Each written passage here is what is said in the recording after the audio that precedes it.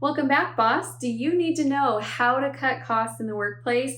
Yeah, probably. With the rising cost of inflation and labor costs has gone up and cost of raw goods has come up and gas prices are up.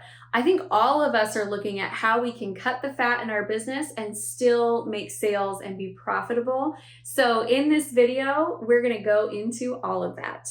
I'm Amy Walker, small business strategist, and I help my clients build consistent, predictable, scalable sales through organic marketing, through getting the right people on their team, and also through the right sales strategies and systems. And today we are talking cutting costs. Now, we're going to go through 5 different places where you can look to find the fat that can be trimmed without missing it, okay? This is going to be the 5 things that you can cut out and you will not ever cry about it or think, man, I wish we still had that thing. But then at the end of the video, I'm also going to share with you the most important things not to cut. Because when you get into a cash crunch situation, sometimes we cut things that are going to damage us over the long haul, and I don't want you to cut out those things. So make sure you stick with me until the end.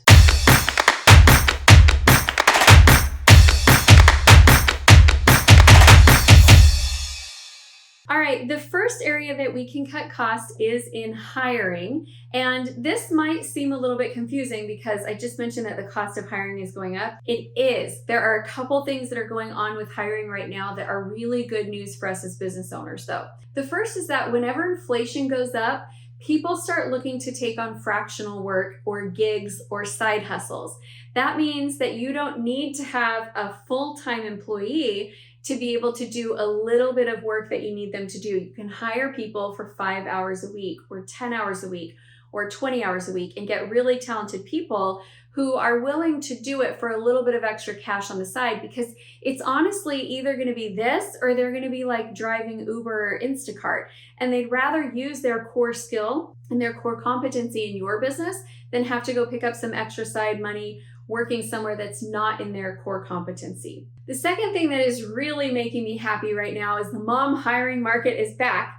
During COVID, it was really, really hard to find these talented, brilliant, smart, capable women who were choosing to be at home with their kids instead of being in the workforce full time. That kind of went away during COVID because I get it. The kids were at home. It was really hard to be working at home and balancing everybody's school and everything they were trying to do and sharing your internet, and it was noisy. And for a lot of women, it just wasn't worth it. It just didn't make sense. But that is coming back. We just recently posted a job helping one of our clients with their hiring projects, and we got 450 applications. Out of that, we had a pool of about 40 that were good candidates that we were really interested in.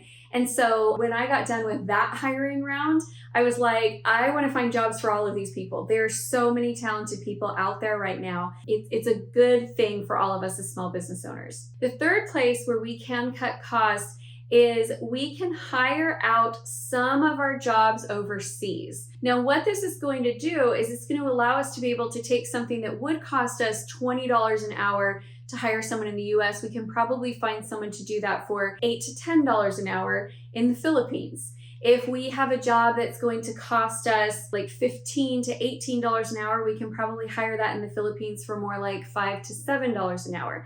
Now, I know what you are thinking. Back to our reality here. Let's talk about these numbers here. I give you $1 million for 6%. You don't want to underpay people, and you don't want to be unfair, and you don't want to be like scrimping off of somebody else's challenging situation. That's not what happens when you hire in a different country. You're actually, these rates that I'm telling you, you're paying them above what they would be paid working in industries like teaching and healthcare, working as an office assistant.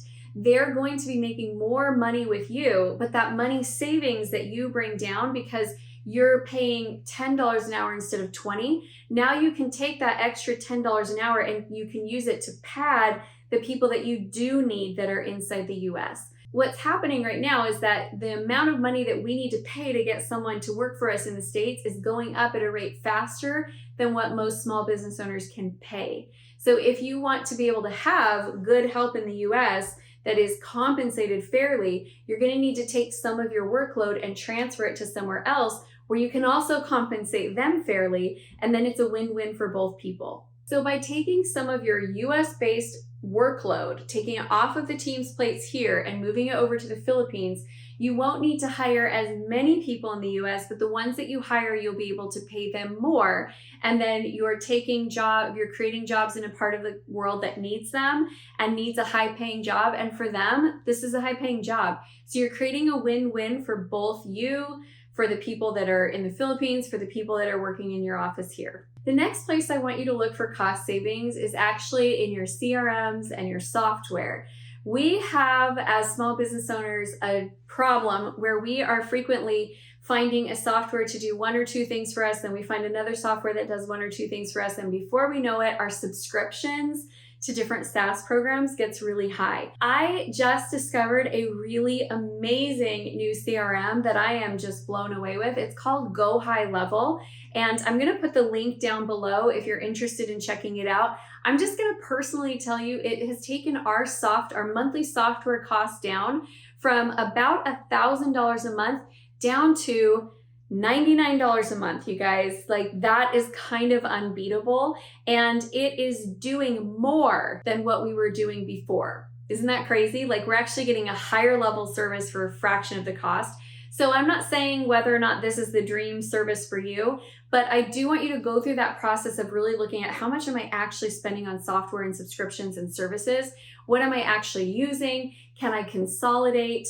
And don't have duplicate systems that do the same things. If you're digging this content, hit the like button and make sure you subscribe to the channel and hit the bell notification so you can get notified every time we release new content. All right, third place that you might need to trim some fat is in your marketing spend, your ad spend, and your agency spends. It is challenging that while inflation is going up and so many of our costs are going up, guess what else is going up? The cost of ads. So if you haven't had a really good in-house organic marketing plan, now is the time to make sure you get that in place, because you could save yourself thousands and thousands of dollars a month in agency fees and also in ad spend itself. Because I'm telling you, I've got clients that are getting 50 to 500 leads per month through their organic marketing. And if you're not sure how to do it, I'll link up the next video at the end with a little masterclass, 15 minutes. It's going to walk you through how you actually build that process in your business. What you've offered us is $16 million in distributable cash. When will you have $16 million in distributable cash? Because 6% of that. Number 4, we're going to look at cutting location costs. So if you have a physical space, can you renegotiate on your lease?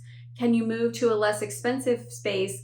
Or do you really still need a physical location? Could you find a way to go all online? Could you find a way to, move out of a restaurant and into a food truck? I'm not saying that works or doesn't work for you. I'm just saying let's get creative and let's look at ways that we can cut our cost of our physical location. Not only will it save you money, but it could also set you up for being better prepared if we experience something again like COVID shutdowns. Walking past a sneezing coworker, and let's not forget all those nasties he picks up during his commute to and from work. Where we can't really have people coming into our physical space anyway. It could end up making your business save now, but be more prepared for future challenges. Number 5, look for anything that is currently underutilized. That could be goods, that could be team members, that could be services, that could be software, it could be equipment and machinery, but anything that you have that's not really being utilized, these are the places where we want to trim the fat. You won't probably miss them when they're gone. But the next 3 that I'm going to tell you, if you cut in these areas, this is what actually puts your business at risk of going out of business. And we do not want to cut costs in these areas. Number 1 is profits. If you are running a profit first business model, which I recommend that you do, if you don't know what that is, go check out Profit First by Mike Michalowicz. It's an amazing book and an amazing system. If you're not being profitable, you will find that this is where you start thinking, is it even really worth being in this business, or should I just go get a job? You need to have profits at the end of every year. Businesses can expand and contract. And that is healthy and that is normal. So expanding and contracting to make sure that your business is always profitable, that's a wise decision. We shouldn't look at that as a failure because we expanded during a heavy growth season and then we contract back during a slow growth season. Nature does this too, right? Like when there's a big rainfall year, you'll see the trees will grow a lot. But when you look at those tree rings, you'll see that there were years of drought where they didn't grow as much. That is a normal process and one that we shouldn't worry about. But if we're cutting profits in order to sustain a certain size, that could end up putting us out of business. Number 2, do not cut paying yourself. That's not sustainable. If you're paying all the other business expenses and you're not paying you, you're not going to have what you need to live off of. Even if you have had savings in place, you don't want to be using your savings for this. That savings is for retirement. So again, this is where we want to look at our business as expand and contract to meet the current needs and the current demands and the current business climate.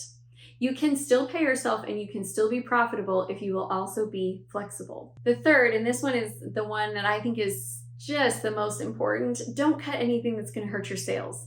So for example, this is not the time to drop your entire sales team, but it might be the time to restructure some things on your sales team. For example, if you have commission-based closers, you could step in, not get rid of your closers, but you could step in and close some deals yourself in order to save that commission, as long as you're still getting your closers the closes that they need to be able to stay on the team. This is something that I do when I'm feeling like we need some extra cash, we need some extra profits. I will go out and generate my own deals independently of what my sales team is doing, because it will bring in money that I don't have to pay out my 15% sales cost. When I'm generating my own relationships, I also am not having to pay for the lead. So that business is more profitable and I take that extra money and I can reinvest that back into business profits, into expenses, into paying me. But this isn't the time to go and like drop your entire sales team, or you're not going to have any sales in order to stay in business. But this is not the time to let go and cut out the sales department, because you're not going to be consistent, you're not going to be sustainable, and that at the heart is what you do. All right, we have talked about how to cut costs in the workplace. The next thing that I want you to do is go watch that masterclass, because I'm telling you, so many businesses could be saving thousands of dollars a month in their marketing if they really knew how to create a strong organic marketing lead generation system. So go check it out. Thanks so much for watching. I hope this is helpful and I hope you'll come back soon.